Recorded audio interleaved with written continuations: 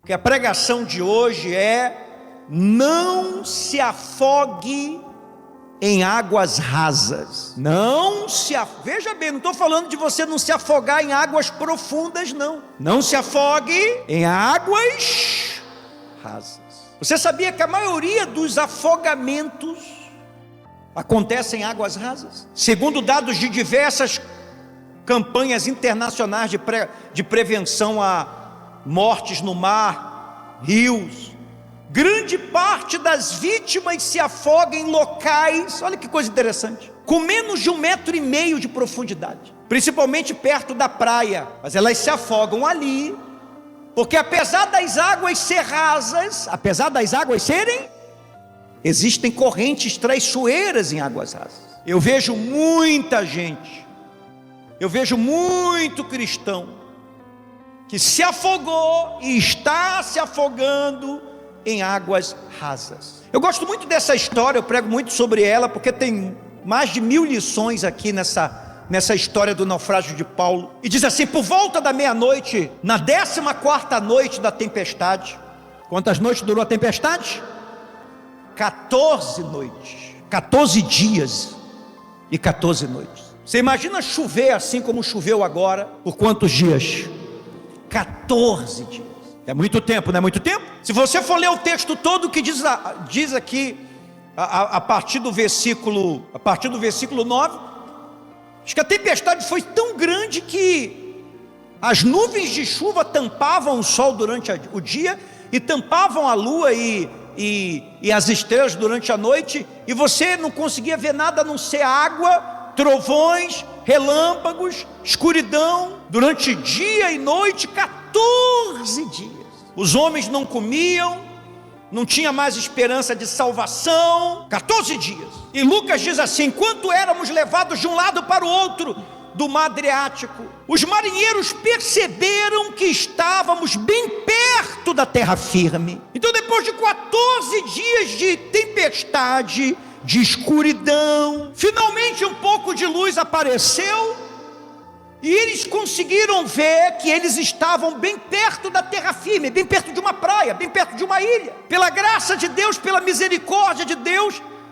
aquela tempestade acabou depois de 14 dias, jogando eles para perto da terra firme. E quando aqueles homens avistaram a terra firme, você imagina a alegria, você imagina o alívio, porque se você está 14 dias no mar, enfrentando uma tempestade, dia e noite, e você consegue ver a terra, depois de 14 dias ver terra firme, te traz aquela sensação de que você vai conseguir sair dessa situação, você vai ser salvo. Depois de 14 dias vendo só mar, chuva, água de cima, água de lado, água de baixo, você vê a terra firme, você dá graças a Deus e diz assim: o pior já passou. Não se esqueça que Jesus disse que nós não devíamos só orar, mas que a gente deveria também vigiar. Vigilância e oração são tão importantes quanto a asa direita e a asa esquerda do avião.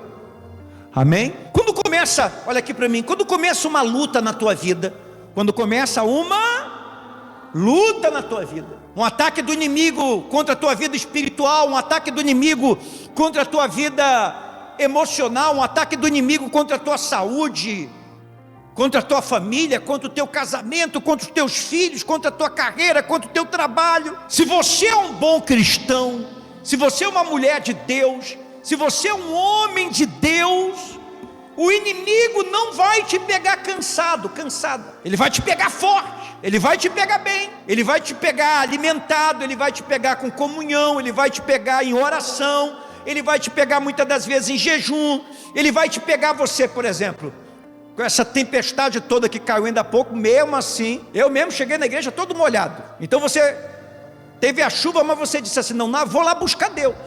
Então, se uma coisa começa na tua vida, uma tempestade, um problema, então o inimigo vai te pegar forte, o inimigo vai te pegar saudável espiritualmente, o inimigo vai te pegar na presença de quem? Esse é o começo. Só que tem coisas que não duram um dia, tem coisas que não duram uma semana, tem coisas que duram muitos dias na nossa vida, Tem outras coisas que duram muitos meses na nossa vida. Tem outras coisas que duram até mesmo anos. Tem gente aqui que está passando por tempestades que já duram anos na sua vida. E quando algo dura anos na sua vida, ou meses, ou se prolonga, acontece muito de você ir perdendo o ânimo, acontece muito de você ir perdendo a esperança, acontece muito de, você sabe, quando a luta é grande, há um desgaste físico, há um desgaste emocional, há um desgaste mental, há um desgaste espiritual. Você vai definhando no meio do processo, se você não vigiar. Então quando o inimigo te ataca, nem sempre ele quer te vencer no começo de algo, nem no meio de algo. Muitas das vezes ele vai querer te vencer justamente quando, depois de tanto tempo, você, como esses marinheiros, você consegue ver uma pequena melhora, você consegue ver a terra firme, você consegue ver que a força do vento, da tempestade, dos problemas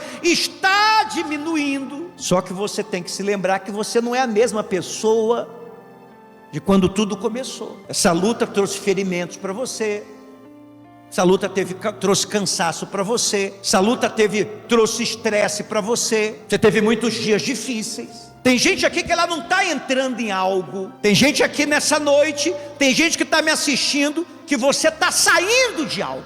Tem gente aqui que está saindo de um problema no casamento. Tem gente aqui que está saindo de um esfriamento espiritual. Tem gente aqui que está saindo da depressão. Tem gente aqui que está saindo das dívidas. Tem gente aqui que ela está saindo. Durante tudo que você passou, diante dessa guerra toda, diante dessa tempestade toda, muita gente foi embora, muita gente te deixou, muitas amizades foram desfeitas, muitos relacionamentos foram quebrados. Quando começou tudo na tua vida, o teu barco estava cheio, você tinha companhia. Hoje você olha para o seu barco, todas aquelas companhias que você tinha, muitas das vezes não ficou ninguém, mas teve um que ficou. Se você olhar bem direitinho para o barco da tua vida, se você olhar bem direitinho para a tua vida, o teu barco não está só o barco e você, tem alguém nesse barco. Jesus ficou com você, amém?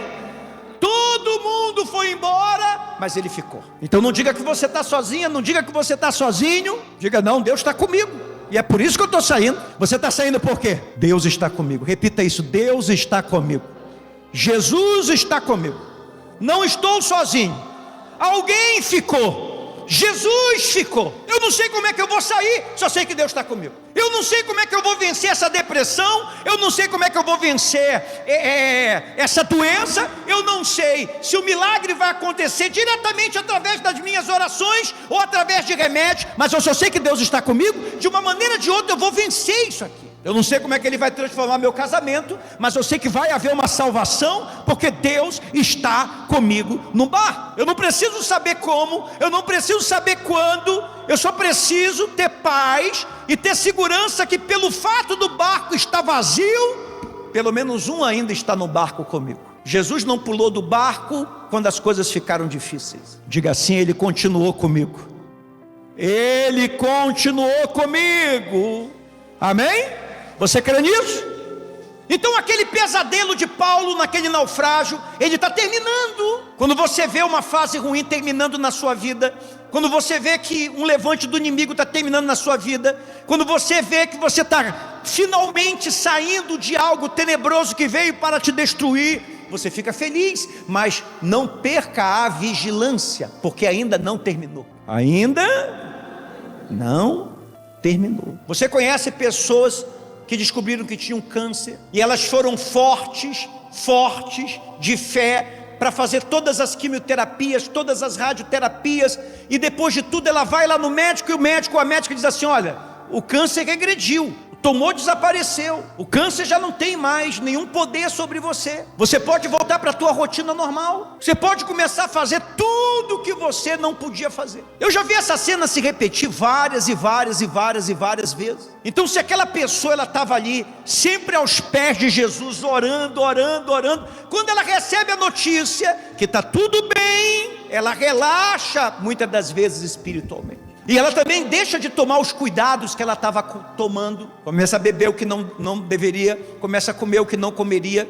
começa a ir a lugares que não era para ela ir ainda, e a pessoa vê que ela começa a inchar, começa a perder peso, ela não entende por quê, porque ela estava bem, e quando volta, muitas das vezes o diagnóstico é que o câncer voltou mais agressivo. Tome cuidado com coisas que Deus está terminando na tua vida. O inimigo vai querer te atacar no final. Elias não pensou em morrer, quando ele estava lutando contra os profetas de Baal. Elias não pensou em morrer quando ele estava fazendo sacrifício para que o fogo descesse. Mas depois que Elias teve uma grande vitória e que ele recebeu uma carta de ameaça de Jezabel, e você pode se questionar como é que um homem que passa por seca, um homem que passa por fome, um homem que passa por ameaça de morte, um homem que passa por tudo que passou, chega no fim, ele desanima por causa de uma carta de uma mulher que disse que ia matar ele no outro dia. Se o diabo pode fazer uma coisa com você, ele não vai fazer amanhã, ele vai fazer hoje. Mas o que muita gente não entende é que o Elias do final da história não era mais o mesmo Elias do começo. Você pode ter a unção que você tiver, você pode conhecer a Bíblia, você pode ter conhecimento de todas as teologias, você pode ser uma pessoa cheia do Espírito Santo, mas quando você passa por muitas coisas na sua vida, você não é mais a mesma, você não é mais o mesmo. Então Elias, ele estava como? Ele estava cansado, estressado, fadigado. Ele esperava que depois que ele matou todos os profetas de Baal e que ele mostrou através do fogo que Deus era Deus em Israel, ele esperava o quê? Um descanso, não um ataque. Ele esperava o quê? Um descanso, não um ataque. Ele achava que toda a investida do inimigo já tinha o quê? Terminado, estava tudo bem. Quando ele pensou em suspirar para descansar, veio o ataque. E uma simples carta destruiu ele. Algo que a seca não fez, a fome nos fez, ameaça de morte constante não fez, 850 profetas do diabo não fizeram.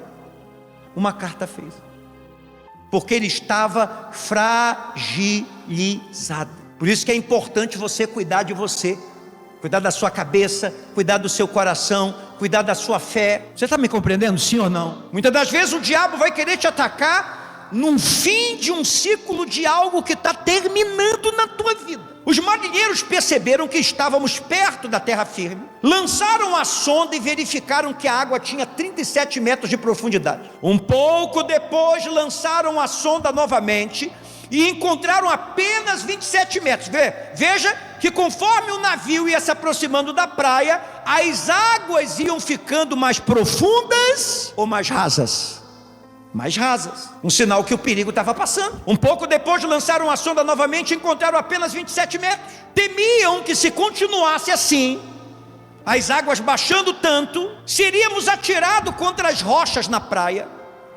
Por isso eles lançaram 4 âncoras da parte de trás do navio e ansiavam para que o dia chegasse logo. Estava todo mundo ansioso, estava todo mundo querendo que aquele pesadelo terminasse logo. Quando você vê que algo está terminando na tua vida, quando você vê que enfim você está vencendo aquela luta, o teu coração começa a palpitar de ansiedade.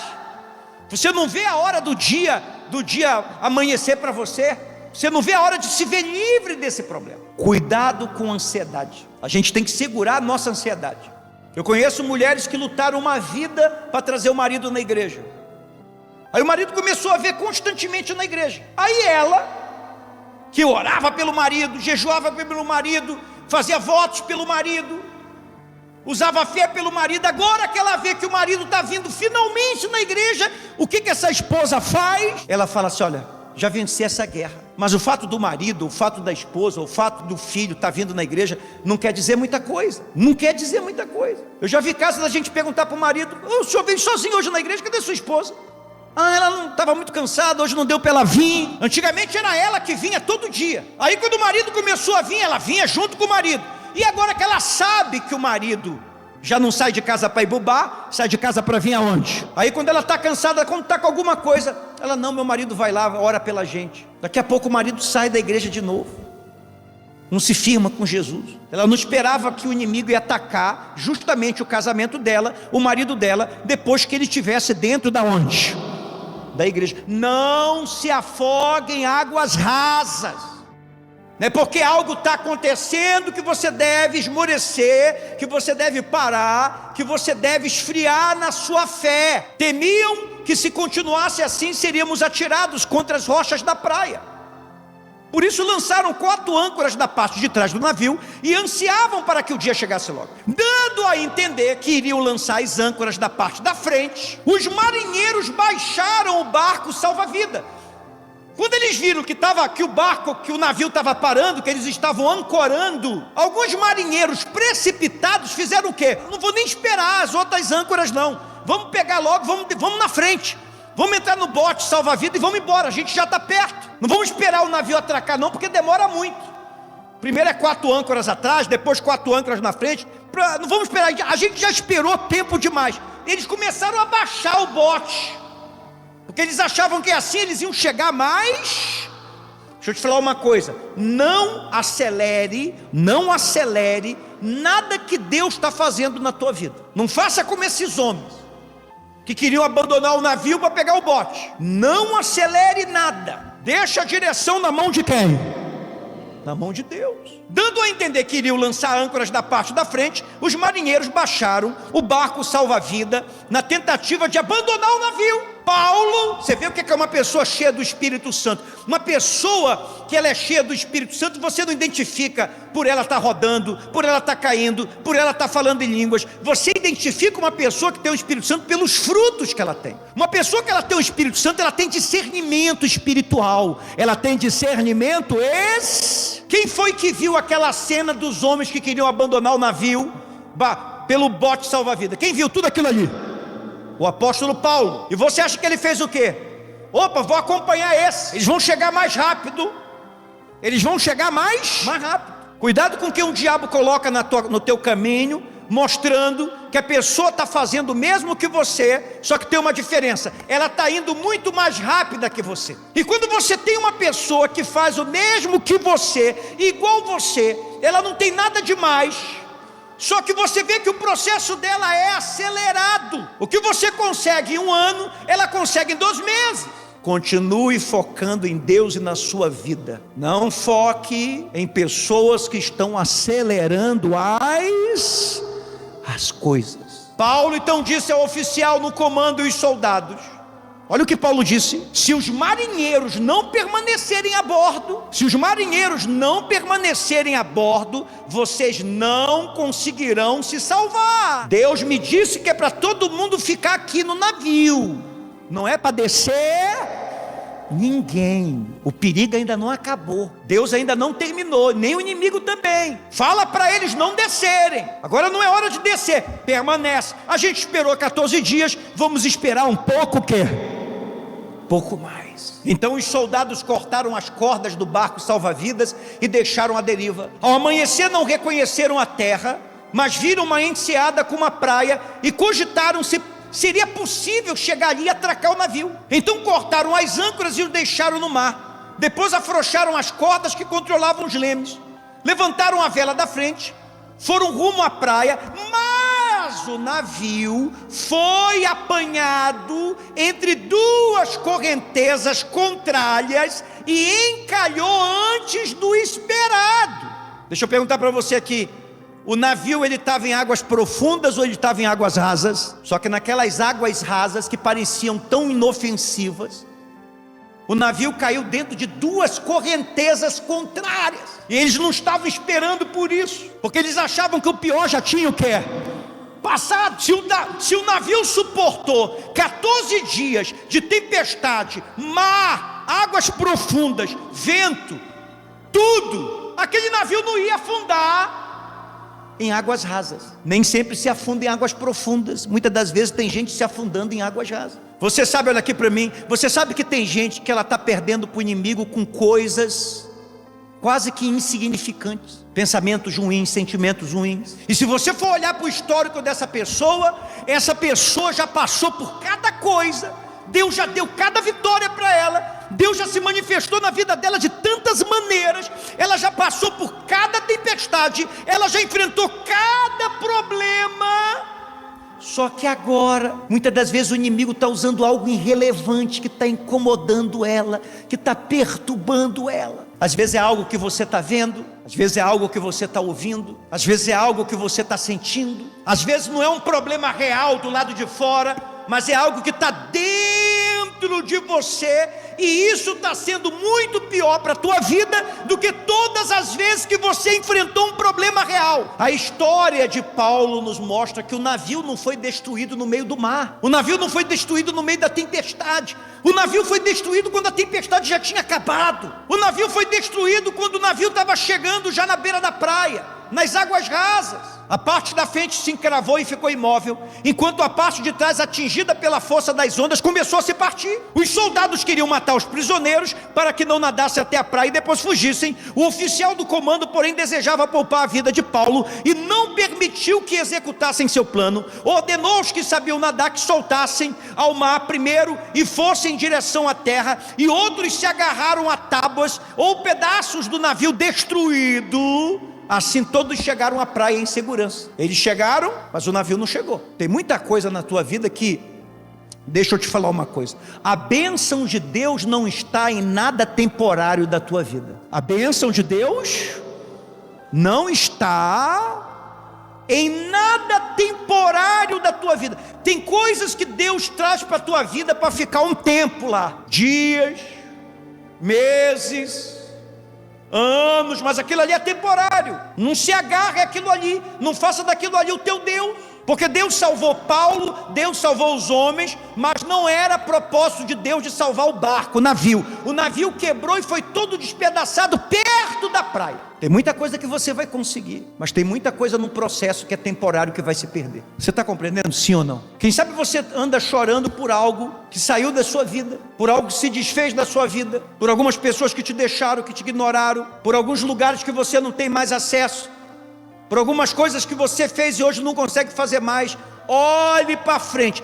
Tudo que não fica na nossa vida é porque era temporário. Tudo que não fica na nossa vida é porque era temporário. Pode ter sido uma bênção, mas foi uma bênção para aquele momento da nossa vida. Sempre que você quer voltar para algo que foi temporário na sua vida, você vê que você se decepciona. Você já tentou se aproximar de uma pessoa que ela se afastou de você por muitos e muitos e muitos anos? A maioria das vezes você se decepciona, porque aquilo ali aconteceu há um tempo atrás, não é mais. Deus não quer que aconteça mais. Tem gente que precisa seguir em frente. O compromisso de Deus é contigo.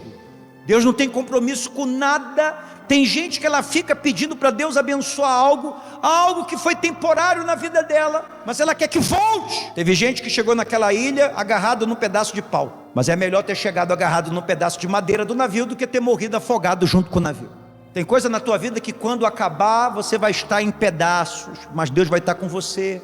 Deus vai te curar, Deus vai te consolar, Deus vai te restaurar. Se tem alguém que sabe do cuidado que você precisa, esse alguém é quem? É Ele. Cuidado com as águas rasas. Cuidado quando vê aquele pensamento: olha, graças a Deus já está tudo mudando, graças a Deus isso já está acabando. Continue. Se você esteve aos pés de Jesus ontem, se você está aos pés de Jesus hoje, permaneça amanhã e sempre. Amém?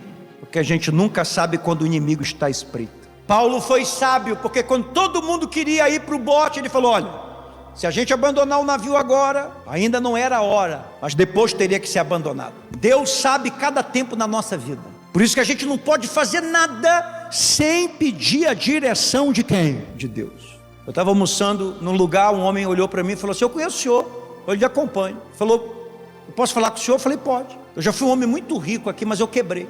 Primeira coisa que eu falei para ele: tu aprendeu a lição? Tu quebrou por algum motivo. Por que você quebrou? Qual foi a lição que você aprendeu? Aí ele falou: não, é porque eu comecei a ganhar muito dinheiro, eu comecei a ostentar, a viajar muito, aquela coisa toda. Aí quando precisou de uma reserva de emergência, não tinha, porque tinha gastado tudo com ostentação. Quando as águas começaram a ficar rasas, o perigo passou. Já estou confortável, nunca mais vou ficar pobre. Aí ficou pobre de novo. Aí eu falei: primeiro conselho, aprendeu o erro? Eu aprendi. Segundo conselho que eu te dou: o que o que fez você ganhar dinheiro ainda continua dentro de você. Se você só perdeu dinheiro, isso é problema de menos. Terceira coisa, quando você se levantar de novo, não cometa mais os mesmos, nunca mais. Amém? Porque tem gente que vive em ciclo de erros repetitivos, porque ela está sempre fazendo aquilo que não é para fazer.